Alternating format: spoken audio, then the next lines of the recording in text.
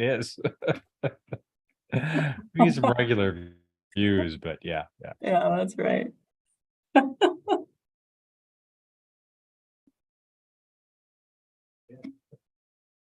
All right, let's mute that.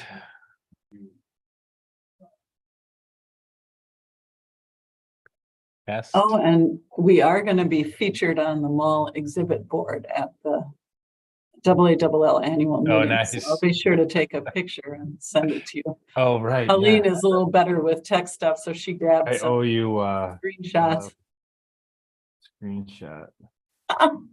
No, she already, so Pauline grabbed some screenshots. They've already sent it off to the printer. Oh, did Sorry, they? I completely left you out. Oh, out no, of the loop that's on that. yeah. She said, Karen, it's so hard because your glasses reflect so much. And I'm like, I know, I thought I got anti-reflective lenses, but apparently no. So she worked it. She got a couple of pictures where we both looked engaged. I appreciate that. That's awesome. Thank you for that. We'll see if we get any other regular viewers out of that. This can be short too. I think I just wanted to cover the Casetext acquisition. Kind of get your thoughts on that. We can go live. What the heck? It is It is almost 8. Yeah. Almost 8. We're off time. Officially, we're back. We've been gone for a little while. Summer things happening. It is this is the Gray Paper Podcast. I'm Mike Carlson with Gray Paper Legal. And I'm Karen Westwood, director of the Hennepin County Law Library.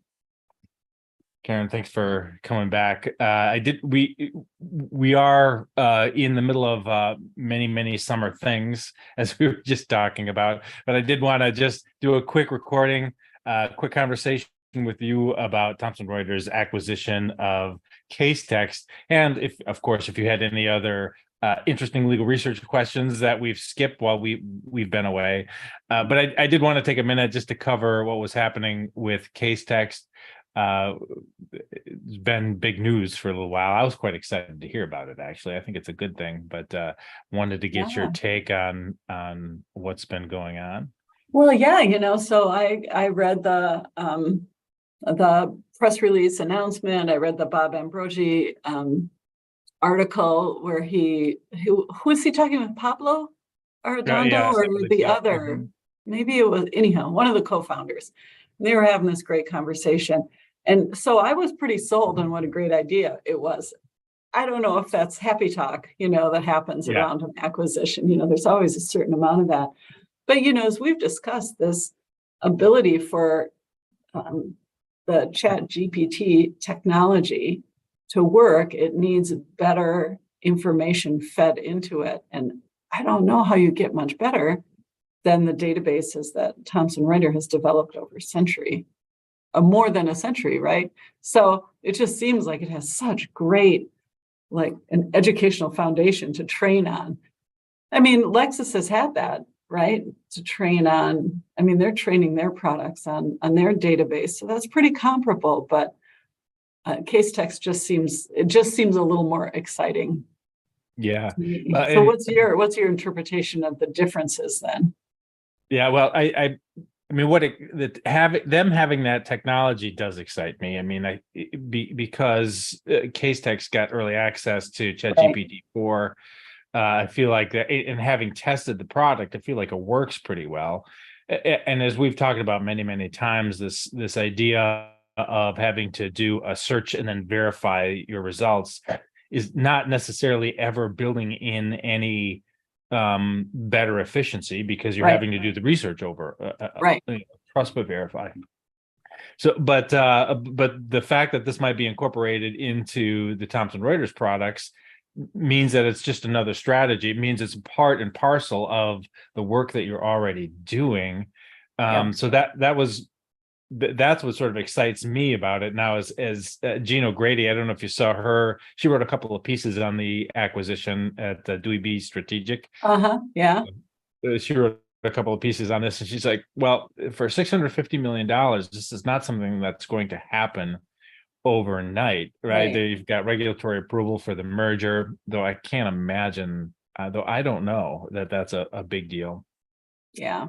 Um, so that's going to take some time. Plus, Gene O'Grady also pointed out that Thomson Reuters is not the kind of company to necessarily want to cannibalize its existing revenue. Yeah.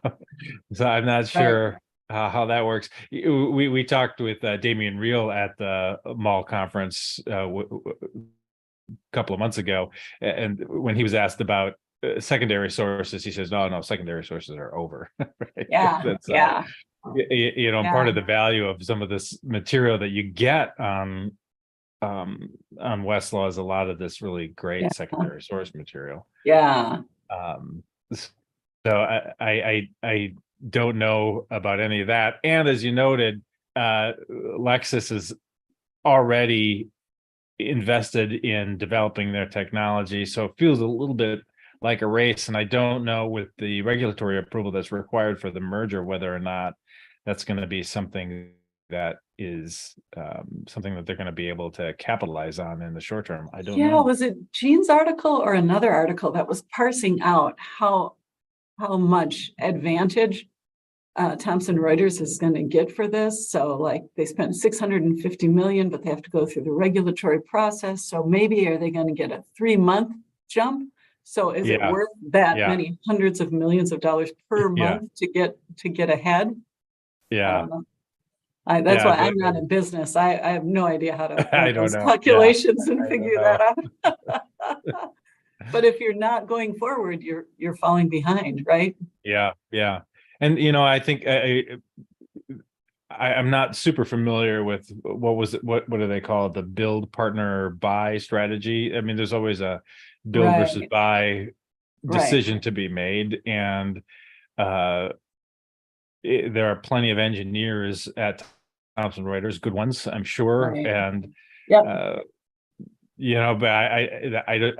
I don't believe they had access to this technology early enough to make it happen. And the acquisition makes sense to me as a well, and now they have access to people who've been using it and building with that new technology. So that's gotta help as well. But I know from working in government, a large entity is not very nimble. So it's going to, I would think it would be a bit of a culture shock for the folks working for Casetext to come in and maneuver in such a large organization. Yeah. I mean, the acquisition of something like Practical Law or Pangea 3, I mean, those things happened without, on many others, without, many bumps in the road. And I mean, there's always a culture shift, especially for the acquired company. But, Thomson Reuters knows how to do this. Well, yeah, they absolutely have experience in acquiring companies and products. So I'm sure they have a plan. Yeah. I'm excited. Well, it's exciting stuff. I mean, I'd be far more likely to test and experiment with and consider purchasing a product that is nested within, a product we already have and trust. So and that is, of course, I mean, our focus is traditionally on the legal research side, and there's so much, the ability to Gene O'Grady also did a nice job, I thought, of outlining the products that are actually available, and some of that is not conventionally understood as legal research, though it's the kind of work that you and I probably do every day, extracting information from documents and discovery and the drafting of contracts. So all of that is also part of the package, which, who knows how that will end up, or in which products that technology goes. And so that point that Gene O'Grady was making about, integration, I think is, in addition to not wanting to cannibalize their existing product, I think it's just like, well, what are we building here? Right. You've got new technology to do what with. We haven't really necessarily thought about how we're operating as lawyers with this new stuff. And then how are they going to market it to lawyers to really kind of get it to sink in what the possibilities are with it? Yeah, it's exciting stuff. The big national annual meeting of law librarians is coming up next Yeah. weekend, starting on the 15th. And it'll be interesting. Often in the past, Thomson Reuters would make some splashy announcement at the annual meeting. And my guess is Casetext had gotten an exhibit space at the exhibit hall at the annual meeting. So it'll be interesting to see how they're joined, if they're sitting together now and all merged into one, or what. I don't know. It'll be fun to see. Are they on the vendor list, both of them, Casetext? I'm not sure. Well, the vendor list must be out now. I'll double check, but Casetext is always there. And of course, Thomson Reuters is always there. Yeah. So I'll double check and see if they're on the list. My guessing is the founders will be hanging out at the Thomson Reuters booth, the founders of Casetext. Yeah. They're probably talking to one another. Yeah. And another thing. But Casetext has only been around since 2013, and that's remarkable. Yeah. Yeah. Yeah, that's some forward thinking right there. Those folks. Yeah. I'm not sure. It's sort of a scrappy and listening to Bob Ambrosi's webcast a couple of weeks ago now. That product has gone through so many different variations. Right. Some of them have stuck, some of them have not. They had this kind of cool, I thought a crowdsourced site checking feature, which I thought that was so funny. That's the one thing I remember about them. And I remember talking to one of them, Pablo, maybe, and saying, but I teach law students. Why would you rely on their assessment, of what this means? He's like, well, a lot of them are smart. I'm like, yeah.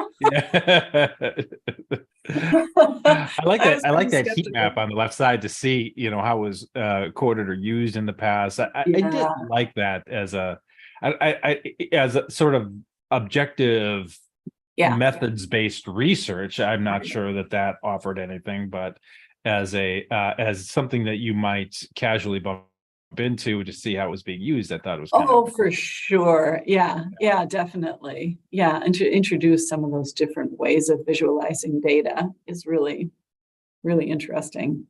It reminds me of what was are you familiar with Rap Genius? No. A similar tool, I think. So Rap Genius explained hip hop lyrics with an annotated thing, and they jumped into case law with the similar product that Casetext had. So coming from, this was more than a decade ago, I guess. It seems like now, but it's interesting. see even folks from all different areas coming in to annotate. Oh, for sure. Yeah, that's great. I have to see if they're still around. I don't know if Rap Genius is still a thing. And rap must be spelled R-A-P. When you said it, I pictured W-R-A-P. Some kind of wraparound product or something. Long lyrics and knowledge. They still have. Oh yeah, very healthy website. I'll drop that into the show notes. Oh, that's great. Yep. Perfect. Rap Genius case law. Yeah, not to be found. Rap lyrics now admissible as court evidence. Well, we'll take a look. I'll see if I can't find a screenshot from what that looked like back in the day. I couldn't find anything that I was looking for a screenshot of what Casetext looked like when it had that heat map. But I haven't seen it. That's too much scrolling through. Now what I've lost my memory. The web capture from the past. Oh, the Wayback Machine, the Internet Wayback Archive. Machine, yeah. That always seems so hit or miss. You can really find good stuff, but not always the thing you're looking for. Yeah, no, I know that's not magic. I think I mentioned maybe last time I was in there. I was in the Internet Archive looking for public notices, and that was an super interesting legal research project. I also did not find what I was looking for, but Yeah. Well, speaking of these kind of graphical representations of things, I had my students that I'm teaching this summer session look up an article. I think it was maybe in the Bench and Bar magazine here in Minnesota. So they, of course, all looked it up on Westlaw. It included a little Venn diagram in the article. And of course, it said something like tabular or graphical information in this space, not reproduced. Yeah. Yeah. And so in my little homework assignment, I said, if anyone can describe what that was, you'll get an extra point or extra credit. Nice. Yeah. And only 1 out of 8 students did, and she didn't tell me how she did it. I'll have to ask today. Yeah. She was just, it's this sort of Venn diagram of circles, and everyone else just speculated. I suppose it must be some sort of chart or graph. Like, well, you don't get credit because you didn't find it. But I was thinking about that like, is Westlaw going to come to a point where they're going to be able to reproduce? There's all this data analytics going on in articles these days where people do produce charts and graphs and so forth. And if you can't reproduce those, you lose a lot of the meaning of those articles. What's your way to find those, Mike, if you don't see them on Westlaw? I go to the library and find them.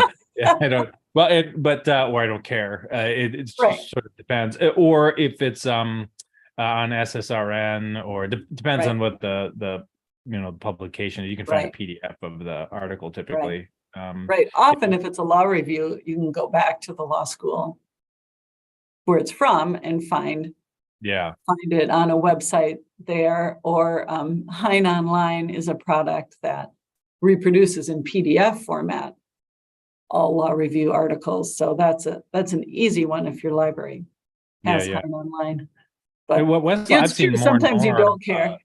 That tabular and graphic material, I've seen more and more of that available in Westlaw. Oh, is that coming in now on? I've seen. Articles? Yeah. Richard Posner famously would drop in photographs of. I have to look at those. I'll drop that into the show notes too to see if that's what that opinion looks like on Westlaw these days. Right. Some of that's been incorporated now or not, but typically there was huge frustration for Westlaw subscribers. I remember talking to like, why after why can't we have this stuff? Right. And it did seem like it went on for a long time where it wasn't included. But part of that, Mike, to the point we've made before, is I don't think law review articles get heavy use. I don't think they do. So like, you don't want to invest a lot. I did some recent research. It was I don't know how much you can say about it, and but it was a federal statutory claim, and it was one of those situations where the the desire was to have case law from one particular jurisdiction, but all the circuits were just citing one another, right? So there was just a ton of very difficult to find jurisdiction specific case law. The good language was also often from somewhere else. It was a highly litigated statutory claim across the country. But even so, the good stuff was often being cited from across jurisdictions. So that was interesting. But what's interesting is that a lot of the points for authority were directly citing to law review articles. Wow. And I think part of it had to do with the fact that the judges weren't necessarily great at doing that kind of research. The statement that says something like, typically what courts have done in a situation like this, which requires sort of a broad analysis of not just a handful of cases, but maybe hundreds of cases. That requires data analytics, or it requires some sort of methodology that we're not necessarily comfortable with as we're writing an opinion or a memo. And why do it? if someone's already done it. If somebody, To my yeah, research yeah. point, why go recreate that if someone's written an article and has Yeah. already done the heavy lifting on that kind of survey sort of research? Absolutely. Yeah, I don't think that we're at the end of law review or even secondary source materials yet, though for the use case that Damien describes for sure, that Yeah, and if you do want that those visual materials we were just talking about, that's where you find them. So right. Yeah, that's right. Well, my quick interesting research question of the week, because I want to know what your approach would be, was a parent who wrote saying her son and 3 friends were in a dorm at a private unnamed college. No, I misspoke. Not in a dorm, in college-owned apartments. You know how colleges are starting to do this, build their own apartments. yeah. You sort of enter into an agreement with the college to rent that space. And her son and all 3 roommates were charged $1,250 upon moving out. So she says there wasn't damage, there was wear and tear, of course, college kids. So her question was there a landlord-tenant relationship established in that circumstance? So Yeah. does landlord-tenant law apply? Super interesting. So we have a treatise on education law, Lexis publication, had a short chapter on housing. And it said that renting a dorm does not create a landlord-tenant relationship, but gave no citation to why that's so. And our own Homeline Minnesota had published a book years ago, How to Be the Smartest Renter on Your Block or something like that. Also says a dorm is a different situation. But so I don't know, there's 2 questions. It seems a dorm doesn't establish that relationship, but does a college-owned apartment create that relationship? And where's the law that tells us this anyhow? Yeah. Well, I can't imagine. I'm mightily impressed that you found the resources that you did, because I just can't imagine that's one of those situations that are so fact specific that, Yeah. or of course it's not a landlord tenant relationship. So how did that issue even come up? Right? What was your typical landlord tenant relationship? It's unpaid rent, it's damage, it's Right. housing extra people, it's doing all of that kind of stuff. Right. And then there's eviction and litigation. So all of that is not the kind of facts you necessarily get in student housing. Student housing, you get damage. I think Yeah. all the time. There are always these rules, and these young people didn't take photos. So there's Yeah. it's a they said kind of Yeah. situation. But I think it's interesting. Of course, we did what we often do, which is to say you'll want to revisit the 4 corners of the contract, and see what was committed. But it just seemed like I at least with landlord tenant law, if you're going to charge people for damage, you have to list out what the damage is. And I think they just charged all 4 of them this pretty hefty $1,200 amount. for, yeah. So Yeah. I thought it was interesting to think through what's different. And would a private college be different than a public university? Clearly, it's not a typical landlord-tenant situation, because you're only renting to specific people, students at your higher ed institute. Well, do they pay Well, maybe rent that or doesn't do they matter. pay room and board? I mean, I guess. I'm sure. Well, see, because it's an apartment, I think they're just paying room. They're not paying board. I think Yeah. it's more analogous to Yeah. like a boarding house, but that's a landlord-tenant situation. Yeah. too. Yeah. I mean, that always applies, right? Your grandson comes to live with you and mows the lawn. All of a sudden, it's a landlord-tenant situation. Right. Yeah. Hmm. I don't know. Those are excellent resources. It's definitely one of the things where I would say I don't have nearly enough information to know. I suppose. Though I don't know. I guess I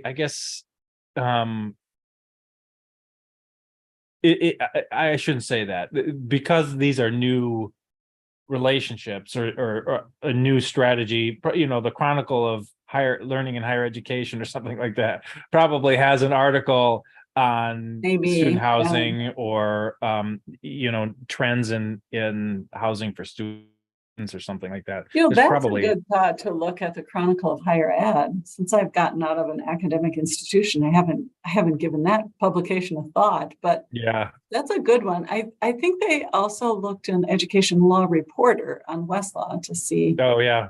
if there's any case law. And, there's a lot Legal ad of report. other legal issues in education. Yeah.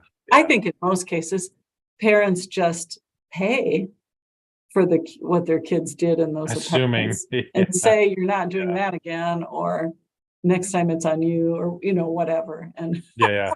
move on. They don't appeal it, but it's interesting.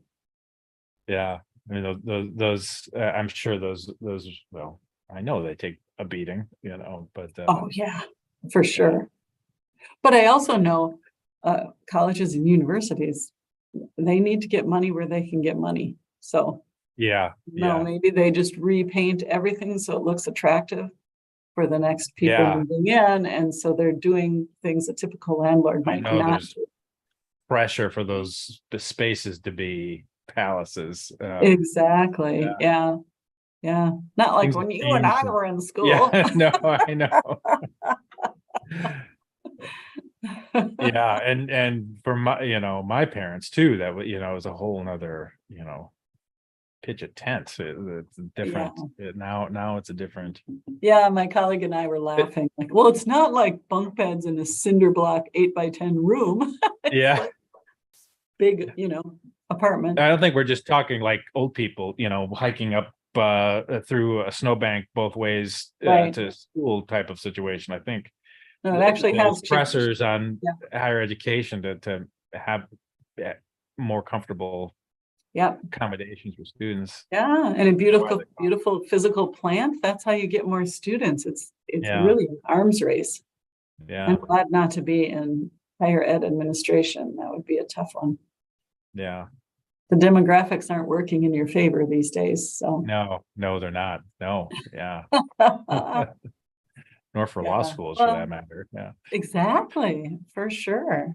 Yeah, next time maybe we'll speculate on all the dean searches going on here in Minnesota. Oh yes, all of our local law schools. Can we see if Dean Nidwicki wants to join us? Sure. About his tenure at William Mitchell, and we've got an interim dean over at St. Thomas. And I think so. Yeah, because their dean moved on, I think, to be president of the entire university, St. Thomas. Yeah. Wasn't the U looking for a new dean, or am I misremembering? That seems like old news now. Yeah, maybe. I'm not sure. I'm actually not sure. Not sure. Yeah. Here we say the U, but I realize every state refers to the U. The U as the U. It means the U of M. whatever state you're in. Well, I should let you go. That's a tough job. I don't know that there's. You've got to be a particular personality to want to do that. To handle that kind of, you've got to have thick skin. Somebody was talking to me, being shocked about a vote of no confidence. I'm like, well, at the Mitchell, at Hamlin University's dean didn't. Well, now I'm speculating. So I think that was the conversation. Though. I was like, vote of no confidence. Oh, that's terrible. It's like that happens all the time. That's just like a regular occurrence for deans. And it's faculty have to express their opinions somehow. So there you go. Good fun. Well, Mike, have a grand week. I'll join you next Friday morning if we're on. It's Friday evening that I fly out to Boston for the big librarian meeting. Well, we'll stay in touch. Are you there? So how long does AALL go? It starts on Saturday and goes until Tuesday. So until Tuesday, okay. So a 4-day meeting, 3.5 day really. I've not been in quite some time, so I forgot next year Chicago, so closer to us. Very excited to we will feature all you and your experience. Yeah, I'll see what the big announcements are in the exhibit hall, what the vibe is about the different products, and yeah, it'll be We've good. been paying close attention and look forward to having you back to talk about it as well. Yeah. But we'll chat really about what we should do about next week, seeing as I've got travel plans and summer is happening a Yep, lot. summer happens, but Yeah, it's always good to check in. These questions keep coming, right? yeah, they do. They do. All Thanks, right. Karen. Thank you. Have a good week. You too. Take care. Bye. Bye-bye.